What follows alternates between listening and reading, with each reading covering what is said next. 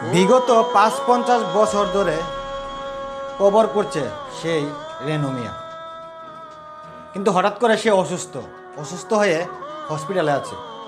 কিন্তু সেই রেনু মিয়া, তার একটা ঘোড়া রয়েছে, সে ঘোড়া দিয়ে বিভিন্ন জায়গায় গিয়ে এই বিগত ৫-৫০ বছরে প্রায় ৩,০০০-এর মতো কবর করেছে। কারো কাছ থেকে পারিশ্রমিক নেয়নি, কোনো মৃত ব্যক্তির বাড়িতে খাবারও খায়নি।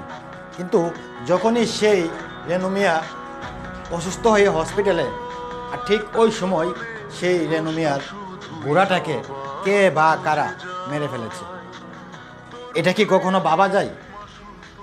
এমন একটা মানুষের পিছনেও শত্রু থাকতে পারে।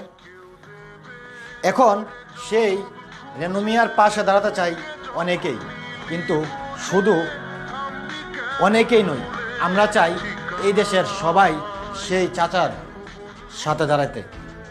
আমরা খুঁজতে চাই সেই ঘোড়াটাকে কারা খুন করেছে, কেন খুন করেছে।